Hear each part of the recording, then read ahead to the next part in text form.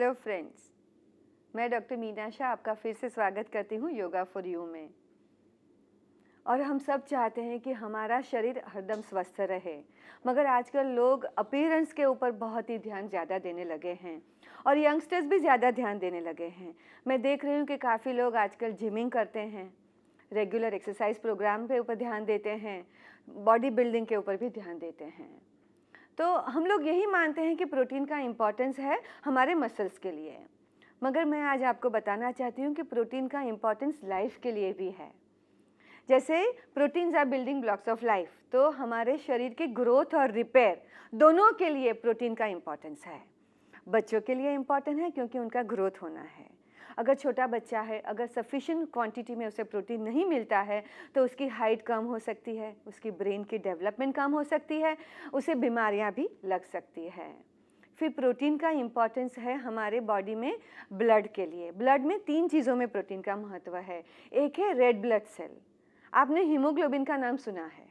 Haemoglobin का importance है कि वो ऑक्सीजन कैरी करता है हमारे पूरे शरीर में।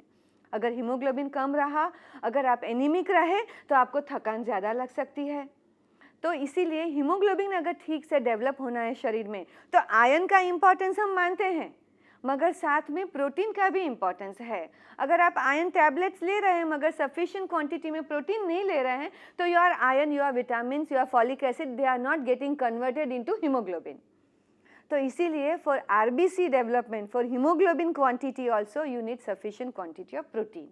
फिर बात आती है इम्यूनिटी की, जिसमें 2 चीज़ होती है। एक है वाइट ब्लड सेल, श्वेत कण जिसे हम बोलते हैं हिंदी में, और दूसरा है हमारे इम्यूनोग्लोबुलिन्स जो हमें इम्यूनिटी देते हैं। ये दोनों चीज़ों के लिए प्रोटीन का महत्व है। इम्यूनोग्लोबुलिन्स तो प्रोटीन से ही बने हुए हैं, और फॉर वाइट ब्लड सेल उनका ग्रोथ होना है, उनका फॉर्मेशन होना है, उसके लिए भी प्रोटीन का इम्पॉर्टेंस है।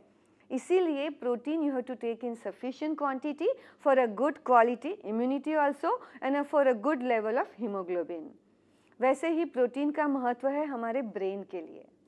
हमारा जो ब्रेन है उसमें अगर आपने नाम सुना है तो there are messengers, chemical messengers, जिसे बोलते हैं न्यूरोट्रांसमीटर्स।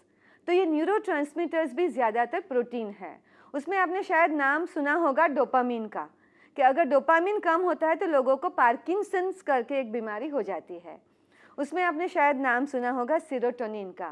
अगर सफिशिएंट क्वांटिटी में सीरोटोनिन है तो आपको डिप्रेशन नहीं होगा, क्योंकि जिन लोगों को डिप्रेशन होता है उनके ब्रेन में सीरोटोनिन की क्वांटिटी कम होती है।